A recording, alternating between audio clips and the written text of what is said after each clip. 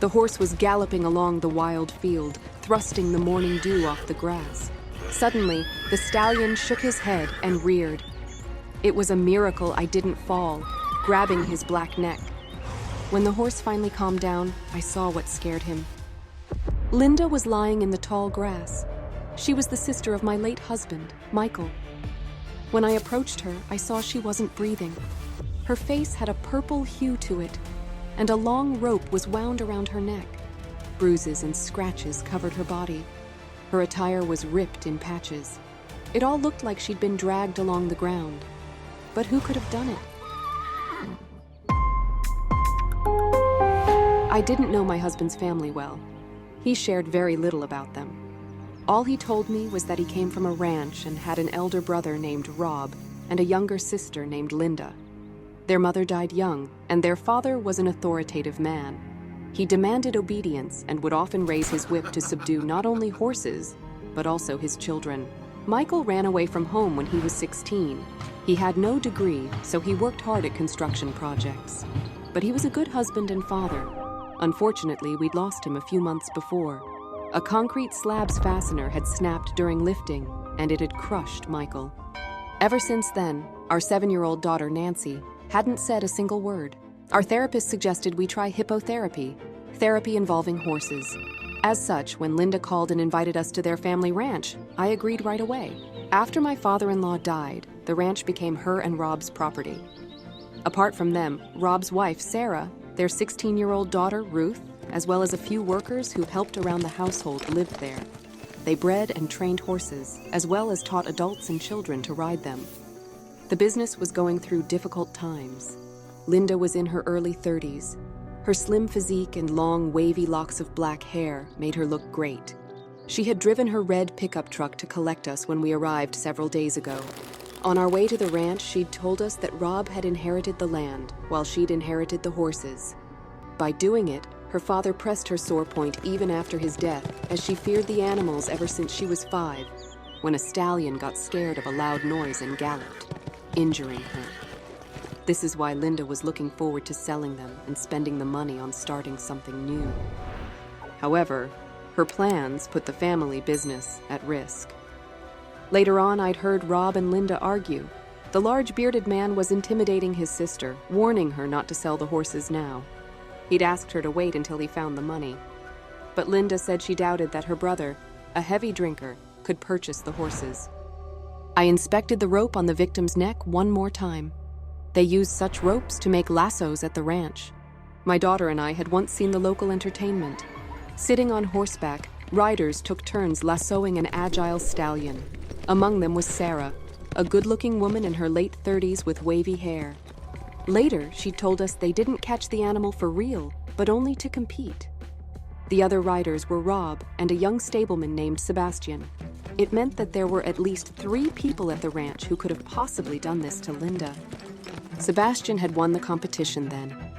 He was the most skilled among the farmhands. Being only 20, he had the gift of training the tetchiest stallions. That was why he'd earned the most. He'd told it all himself, complaining that if the ranch lost its horses, he'd have to look for a new job. I searched the woman's pockets but found nothing, not even a phone. It was weird, as we were far from the ranch or any other home. To make sure of it, I wanted to check the GPS on my watch, but then I remembered I'd given it to Sarah. She did daily hippotherapy sessions with Nancy, and my daughter was excited about them. So to thank my sister-in-law, I'd given her my watch. As such, I used my phone to do it and shared my coordinates with the police. After that, the sheriff interrogated me. I told him that the last time I'd seen Linda alive was at 8:30 p.m. the previous day. She'd been preparing for a meeting with the buyer of the horses. At 9 p.m., I went to put Nancy to bed and fell asleep myself. Today, I'd woken up at dawn and hadn't seen anyone yet. Suddenly, the sheriff's radio crackled. Linda's truck was found nearby. We hurried there. It was hard to call the thing we saw a vehicle. The carcass was all that was left of it. It had burned down completely. There were dirty motorcycle tracks on the road, not far from it. They could even be left by the ranch bike. Rob allowed everyone to use it except Ruth. Rob and Sarah had a strained relationship with their daughter. As all teenagers, the girl wanted freedom. She wished to live in the city and hang out with her friends. Having received none of that, she rebelled. Her grades at school were terrible. She was rude, stole money, and threatened she'd run away from home. One day, Sarah even confessed bitterly that Ruth had a better relationship with Linda than her mother. The girl was even going to escape with her aunt when she left the ranch. I recalled that conversation when I found a gold horse-shaped earring next to the burned pickup. Linda never wore earrings, so whose could this one be? The police interrogated everyone at the ranch. It turned out Rob had gone with Linda to the meeting with the buyer. He'd wanted to make sure the animals he'd bred and loved so much would be in good hands. They'd left the ranch at about 9 p.m., and at 10 p.m. he'd already been at the local bar, drinking whiskey on his new friend's treat. Rob had gotten so drunk that he didn't remember his way home. However, it wasn't the first time. Sebastian confessed that he liked to ride the owner's bike at nights. That night, he'd left at about 2 a.m. He'd seen the truck while riding. Linda hadn't been inside, while Rob had been snorting in the back seat. He'd had earbuds stuck in his ears, and his favorite band, AC/DC, had been playing on his phone. Sebastian had woken up his employer, put him on the bike, and taken him to the ranch. It was good that the seat was long and could accommodate 2 people. Sarah's story was brief. She'd spent the whole night at home, sleeping. She'd only woken up once, when Rob had sat down on the bed. Ruth also said she'd slept, but nobody could confirm that. During the interrogation, the sheriff showed everyone the earring he'd found. Nobody recognized it. The police had no permit to search the ranch, so they had to continue the investigation outside of it. The buyer told them Linda had taken her brother home after midnight. He himself had picked up a local girl and stayed in the bar until the morning. As such, Linda had gone missing between midnight and 2 a.m. Rob had been sleeping, hearing nothing through the music. The truck had been burned down after 2 a.m., while Sebastian had been away, delivering his employer home. Nancy interrupted my musing. We were sitting in the barn where hay for the horses was stored. Sunlight was streaming through cracks between wall planks. It was my daughter's favorite place. She would hide small objects in the haystacks, and we would search for them together. We were doing it this time too when Nancy suddenly found female clothing in the hay. It smelled smoke. I checked the pockets and found a gold earring, the same as the one we'd found next to Linda's truck. I thought I found the murderer, as those were Rob and Sarah's daughter's clothes. The door of the barn squeaked sharply. Ruth froze in it. Then she ran out and locked us inside and pressed herself to a crack, telling me she hadn't murdered her aunt, but she'd only burned her car. She'd been with Sebastian that night. They'd had an affair for some time. Her mother knew about it, but they'd been hiding it from her father. They'd been riding the bike together and found the truck with the sleeping Rob inside. While Sebastian had been gone, taking the man home, Ruth had taken a gas canister out of the trunk, poured it over the truck, and burned it. It had been her retribution against her aunt for her betrayal. The woman had refused to take her niece away from the ranch. That was an interesting story, but I was more worried that Ruth could decide to burn down the barn, too. Searching for the way out, I checked the wooden walls. Some planks were rotten.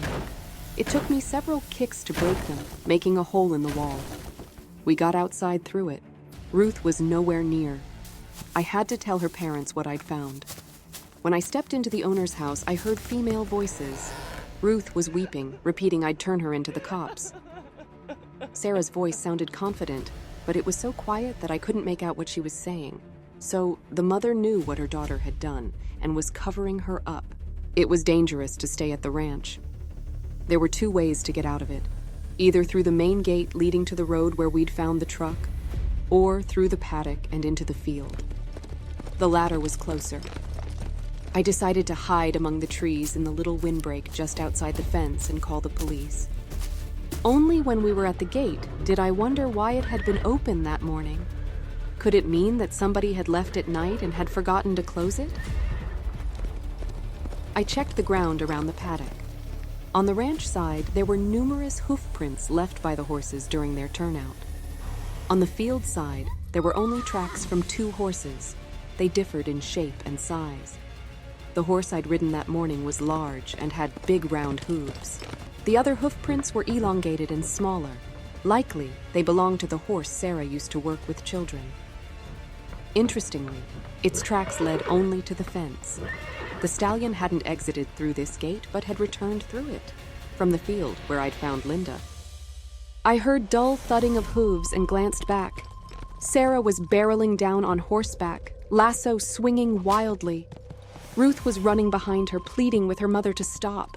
I told Nancy to run and then darted in the opposite direction, dialing the police on my cell. Suddenly, a lasso tightened around my chest, hurling me to the ground. Out of the corner of my eye, I saw the call had gone through. Hoping our conversation would be heard, I loudly called out Sarah's name, saying I knew it was her, not Ruth, who had killed Linda. That's when I spotted the smartwatch I'd given her on Sarah's wrist and had an idea. I bluffed, saying that the data from the watch was still transmitting to my phone. So this was how I knew Sarah hadn't slept last night.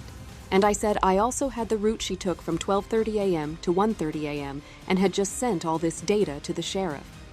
So if something happened to Nancy or me, he would know who was to blame. And it worked. Sarah collapsed to the ground, exhausted. She said it had happened so suddenly. After Rob had left for the meeting with the buyer, she'd realized her life was on the brink of disaster. Without the horses, Rob's drinking would get even worse. Ruth would run away with Linda or Sebastian, and she herself would lose the work she loved and wouldn't survive all this. These worries had kept her awake, and so Sarah had harnessed the horse and ridden out through the main gate for a stroll. Suddenly, the truck had emerged from the darkness. The headlights blinded the horse, and he nervously stamped in place, refusing to give way. Linda had stopped the car and got out. She'd reproached Sarah, saying she couldn't handle anyone, neither her horse, her husband, nor her daughter. Those words stirred the emotions Sarah had never felt before. Without a second thought, she threw a lasso around Linda's neck, kicked her horse, and pulled her into the field. All this time, I was afraid to move, to not alarm Sarah. But no sooner had she finished the story than I sprang up from the ground and ran. The lasso around me loosened and fell to the ground. I stopped to catch my breath and looked back. Two figures, Sarah and Ruth, stood far behind. They were embracing, seemingly for the first time in a long while. Sirens started wailing in the distance. Nancy was racing toward me. She ran up and hugged me, exclaiming, "You run so fast!" What a joy it was to hear my child speak again, and to know that she had just learned an important lesson. You should never lose hope of rescue. If you can run, do it, even if the noose feels tight.